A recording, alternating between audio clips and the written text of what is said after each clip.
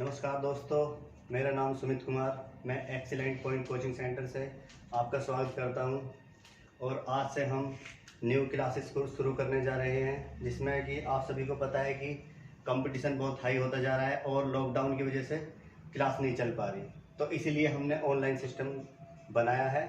ठीक है, तो आज से हम शुरू करने जा रहे हैं इतिहास जो पढ़ते हैं हम 3 भागों में पढ़ते हैं। सबसे पहले तो इतिहास, और इतिहास का जो जनक कहा गया है, जो जन्मदाता या पिता कह देते हैं जिसको, हेरोडोटस, इनको इतिहास का पिता कहा जाता है। ठीक है, और जैसे कि इतिहास हम पढ़ते हैं, इसको 3 भागों में पढ़ते हैं इतिहास को। सबसे पहले जो इतिहास होता है हमारा 3 भागों में पढ़ते हैं। तो सबसे पहले आता है हमारा प्राचीन इतिहास,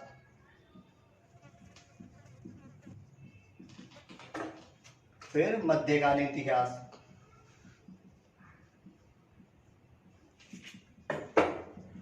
और उसके बाद शुरू हो जाता है आधुनिक इतिहास।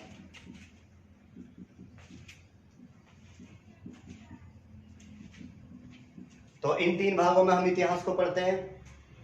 प्राचीन इतिहास में जितने भी आपकी सिंधु घाटी सभ्यता, सिविलाइजेशन वगैरह होती हैं, वो सारी A to Z इसमें आ जाती है प्राचीन इतिहास में। और मध्यकालीन इतिहास में लगभग बताते हैं कि 712 ईस्वी से ये शुरू होता है और लगभग 1600 ईस्वी तक ये चलता है। और आधुनिक भारत 1600 लेके और आज तक ये सब क्या है, ये आधुनिक है। और हम क्या आजकल वो भी एक आधुनिक जीवन में जी रहे हैं। तो हम एक एक करके ये सारे टॉपिक क्लियर करते चलेंगे।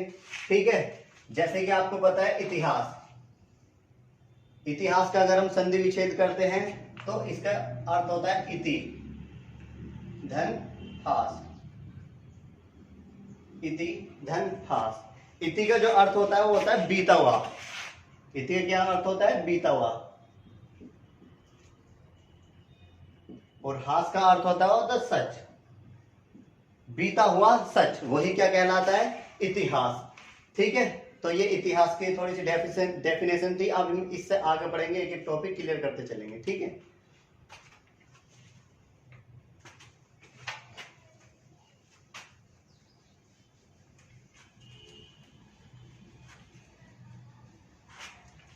तो सबसे पहले जो हम शुरू करने जा रहे हैं वो जा रहे हैं मध्यकालीन इतिहास।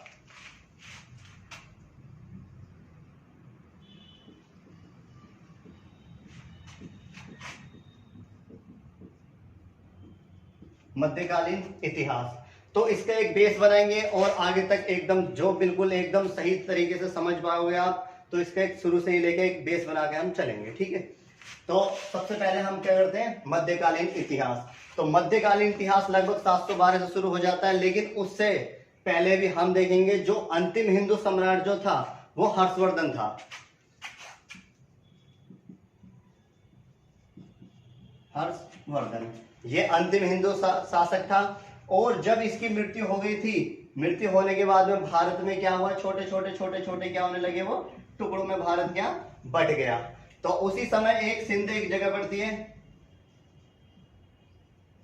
जो वर्तमान में आज पाकिस्तान में है, लेकिन एक सिंध थी और सिंध का जो शासक बना था वो बना था एक चच नामक एक ब्राह्मण क्या बना था? यहाँ का सिंध का शासक बना। जब ये शासक बना था तो इससे पहले क्या हुआ था, हम थोड़ा सा पीछे जाके देखते हैं।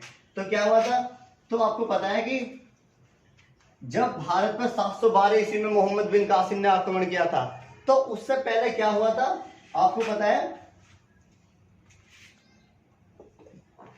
570 ईस्वी में, 570 ईस्वी में पैगंबर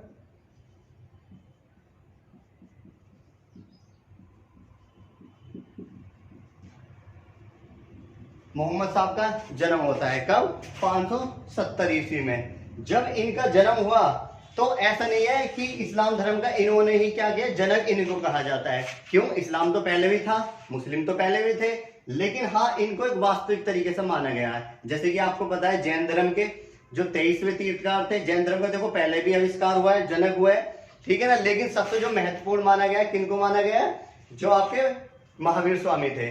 तो उसी तरीके से जो मुस्लिम धर्म का जो या इस्लाम धर्म का जो संस्थापक माना गया है वो किसको? पैगंबर मोहम्मद साहब को माना गया है।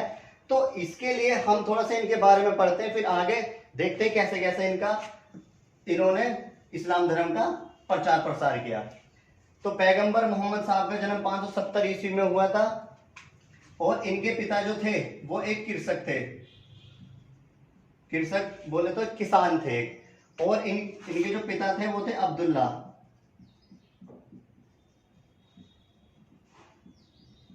अब्दुल्ला। और माता जो थी इनकी वो थी अमीना, पैगंबर मोहम्मद साहब का। अच्छा, इनका जन्म जो हुआ था वो तो हुआ था मक्का में। मक्का जो कहां पड़ता है? सऊदी अरब में। सऊदी अरब में इनका जन्म हुआ 570 ईस्वी में। ठीक है, अब क्या हुआ, जो ये थे पैगंबर मोहम्मद साहब, तो लगभग 30 वर्ष की आयु में इनका विवाह कर दिया। 30 वर्ष की उम्र में जब इनका विवाह कर दिया, और विवाह किससे कर दिया? एक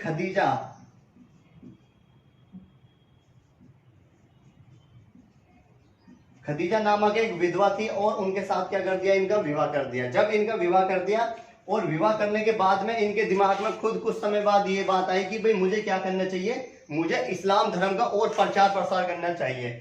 तो एक रात को ये सो रहे थे और सोते सोते दिमाग में पता नहीं क्या आया, और ये अपने बीवी बच्चों को यहाँ से छोड़ के और सीधे कहां चले गए? सीधा मक्का। जब ये मक्का चले गए और मक्का में जाने के बाद में और ये कुछ समय बाद वहां पर एक तपस्या करने लगे, घोर तपस्या की। हाँ, तो जो पैगंबर मोहम्मद साहब थे तो वहां पर उनको एक कुरान नामक एक पुस्तक दी गई, और उस पुस्तक से क्या करा इन्होंने? पढ़ा, और पढ़ने के बाद में वो सीधा कहां पर गए? मदीना गए। अच्छा, जहां पे उन्होंने घोर तपस्या की थी उस जगह का नाम हीरा था। यहाँ पे पैगंबर मोहम्मद साहब ने क्या करा? यहाँ पर तपस्या की थी, और वहां पे इनको क्या है? एक कुरान, ये इस्लाम धर्म की सबसे पवित्र पुस्तक मानी गई है, और ये पुस्तक दी और इनको इन्होंने पढ़ा, और पढ़ने के बाद में अच्छे से खूब इस्लाम धर्म का प्रचार प्रसार करने के लिए दूर दूर जाने लगे। तो ये सबसे पहले जब हीरा नामक एक स्थान से जब यहाँ पे इन्होंने तपस्या की थी, तपस्या करने के बाद सीधे कहाँ पहुंचे? मदीना। और मदीना से सीधे यहाँ से बहुत सारे लोगों को इन्होंने समझाया, इस्लाम धर्म के बारे में बताया, और बताने के बाद में फिर ये यहाँ से मदीना से सारे लोग बहुत सारे इकट्ठे होके सीधे कहाँ पहुंचे? मक्का पहुंचे। और मक्का में जैसे ये पहुंचे, यहाँ पे पहुंचने के बाद में तो यहाँ पे जितने भी मदीना से लोग आए थे उन्होंने सारों ने यहाँ पे क्या बोल दिया? धावा बोल दिया, हमला बोल दिया कि इस्लाम धर्म का प्रचार प्रसार होना चाहिए। जब यहाँ हमला बोल दिया, अब यहाँ से लोग इकट्ठे हो गए बहुत सारे, सीधे कहाँ पहुंचे? 622 ईस्वी में। 622 ईस्वी में कहाँ पहुंचे? वापस वो मदीना पहुंचे। और मदीना पहुंचते ही तो यहीं पर यहाँ पर ये पैगंबर मोहम्मद साहब ने क्या करा? यहाँ पर एक कैलेंडर की स्थापना की। कैलेंडर होता है ना, मुस्लिमों का कैलेंडर होता है हिजरी संवत। हिजरी संवत एक कैलेंडर था, और इस कैलेंडर को क्या करा? ये बताते हैं कि सबसे पवित्र ये कैलेंडर है मुस्लिम धर्म का। ठीक है, अब जब ये कैलेंडर स्थापित किया था 622 ईस्वी में, तो जब ये यहां से मक्का से जाने का जो समय होता है मदीना का, इसी को ही क्या नाम दे दिया गया? फिर हज यात्रा। ठीक है, तो इसी को नाम दे दिया गया हज यात्रा। और लगभग बताते हैं कि 632 ईस्वी में पैगंबर मोहम्मद साहब की मृत्यु हो गई, और मृत्यु होने के बाद में जो इस्लाम धर्म था वो 2 भागों में बट गया। जब इस्लाम धर्म 2 भागों में बट गया, एक शिया और दूसरा सुन्नी।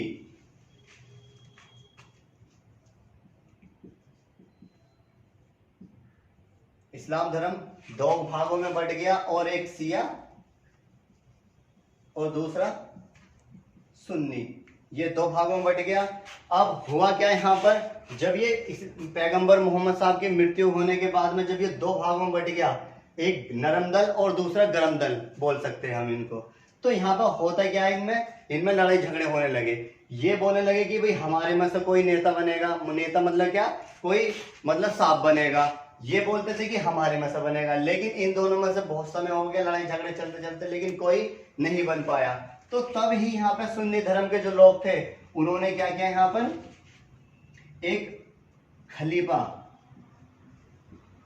खलीफा एक पद निकाला। और खलीफा जब ये पद निकाला, और उस समय जो सबसे पहला जो व्यक्ति खलीफा बना था वो अबू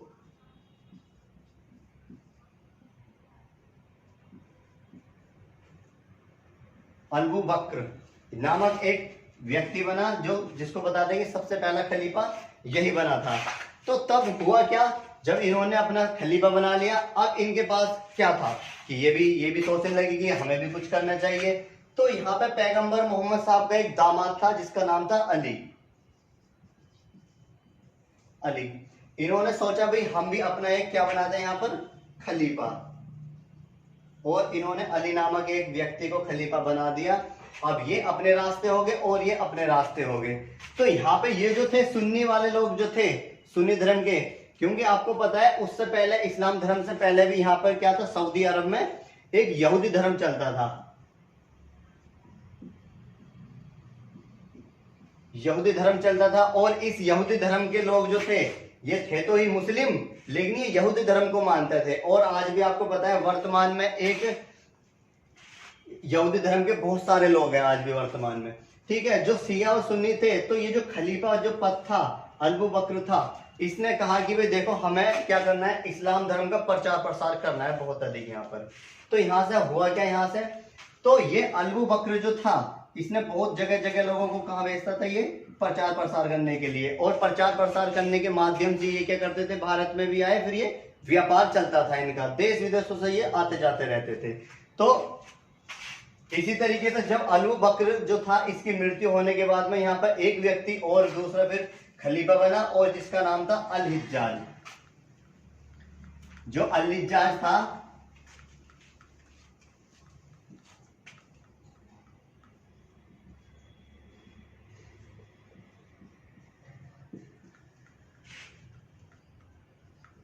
अल-हज्जाज, जो एक खलीफा था। देखो तो जब भारत जो था, मैंने बताया भी आपको, यहाँ पे सिंध पड़ता है, और सिंध का जो राजा था उस समय चच था। चच नामक एक ब्राह्मण था, और इस ब्राह्मण ने क्या किया यहाँ पर, ये यहाँ पर जब ये चलाता था, अपना शासक चलाता था, तो यहीं पर ये एक और शासक रहता था सिंध के पास में ही, जिसका नाम था दाहिर। जो दाहिर था इसने क्या करा, इस पर आक्रमण कर दिया, चच नामक ब्राह्मण पर आक्रमण कर दिया और इसकी मृत्यु कर दी। और पूरे के पूरे इस पे सिंध पे ये पूरा का पूरा जो क्षेत्र था वो अपने कब्जे में ले लिया दाहिर ने। जो दाहिर था इसको बता दें, ये पक्का क्या था, एक कट्टर हिंदू था, मतलब हिंदू धर्म के सिवा ये और दूसरे किसी धर्म को मानता ही नहीं था। इसके सामने कोई भी हो जाए, बौद्ध धर्म, जैन धर्म, उन लोगों को मारता था, पीटता था और उनसे कहता था कि धर्म परिवर्तन करो और कौन सा धर्म अपनाओ, हिंदू धर्म। तो हिंदू धर्म के लिए बहुत ज्यादा इसने ही बता दें कि चरमोत्कर्ष पर बहुत ज्यादा पहुंचाया था। तो उस समय क्या हुआ, जब चच नामक ब्राह्मण की मृत्यु होने के बाद में सिंध का राजा दाहिर था, और उसी समय जो था ये अल-हज्जाज, जो अल-हज्जाज था, आपको पता है इधर जितनी भी पड़ती है ये सारी की सारी अरब कंट्रीज पड़ती है इधर, और यहाँ पर आपको पता है श्रीलंका पड़ता है, और ये सीधा सारा क्या है, अरब सागर, बंगाल की खाड़ी, और नीचे हिंद महासागर।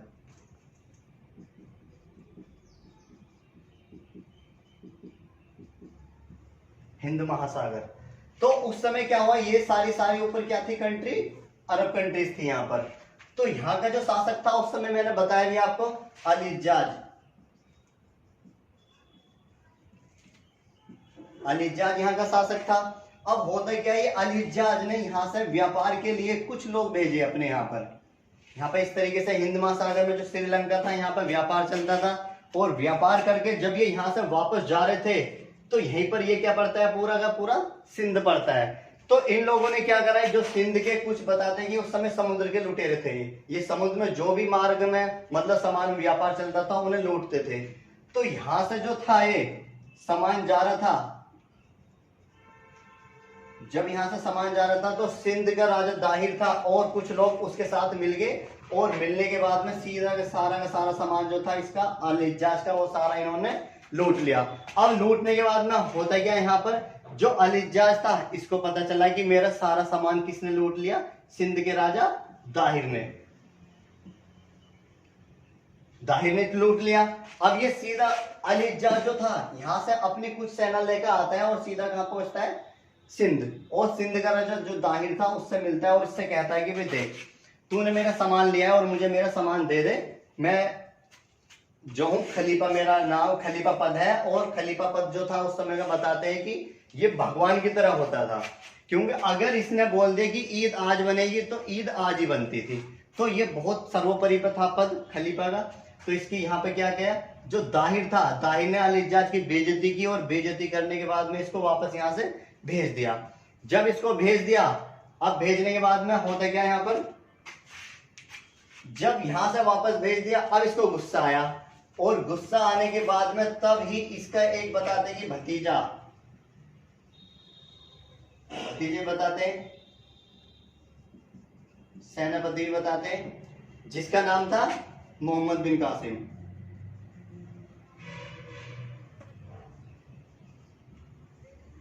ये मोहम्मद बिन कासिम था, मात्र इसकी आयु 16 वर्ष। बिल्कुल एक बताते हैं कि छोटा सा लड़का ही था, 16 वर्ष की उम्र का। जब ये 16 वर्ष की आयु का था तो इसने कहा कि चाचा आप क्यों परेशान हो, क्या बात है इसमें। तो इसने कहा कि बेटा मैं क्या बताऊं, मेरी जो बेइज्जती की सिंध का राजा दाहिर था, उसने मेरी बेइज्जती की और मेरा जितना भी सामान था, व्यापार चलता था, वो इसने लूट लिया था। अब लूटने के बाद में इसने क्या कहा था कि चाचा करना क्या है, आप मेरे को ये बताओ। तो इसने कहा कि बेटा मेरी बेइज्जती की, बस मुझे उसका बदला लेना है और उसको मारना है। तो यहाँ से होता है क्या, यहाँ पर जो दाहिर था, दाहिर अपनी सिंध में बसने लगा। तो यहाँ पर ये जो था मोहम्मद बिन कासिम कुछ सेना लेके अल्प मात्रा में और सीधा का सीधा कहां पर आया, सिंध के राजा दाहिर के तरफ। और यहाँ पे इसने देखा, सबसे पहले इसने जो मोहम्मद बिन कासिम जो था, ये लगभग 712 ईस्वी में जब यहाँ पर आया तो इसने सबसे पहले जो दाहिर था इसकी कमजोरी देखी। इसकी कमजोरी क्या थी कि ये जो दाहिर जो था ये बौद्ध धर्म और जैन धर्म के लोगों को ये बहुत अधिक मारता था, पीटता था। तो इसका फायदा उठाया किसने, मोहम्मद बिन कासिम ने। और लगभग यहाँ से फिर वापस गया अपने अल इज्जाज के पास, अपने चाचा के पास, और यहाँ से बहुत सारी सेना इकट्ठी की। और करने के बाद में ये सीधा सबसे पहले किससे मिला, बौद्ध धर्म वालों से। और इनसे इसने कहा कि भाई देखो, तुम्हें ये मारता है पीटता है दाहिर, तुम मेरी सहायता करो और मैं दाहिर को मार दूंगा और फिर यहाँ पर तुम ही बस जाना, तुम ही रह लेना यहाँ पर। तो यहाँ पर बौद्ध धर्म वालों ने क्या कर दिया, इसका मोहम्मद बिन कासिम का साथ देने से हाँ बोल दिया। और हाँ बोलने के बाद में अब फिर इसके बाद में 712 ईस्वी में इनका क्या होता है, एक बहुत भयंकर आक्रमण होता है। ठीक है, तो आज हम बस इतना ही पढ़ते हैं। ठीक है, और कल की वीडियो में हम देखेंगे भारत पर सबसे पहले सर्वप्रथम अरबों का सफल आक्रमण।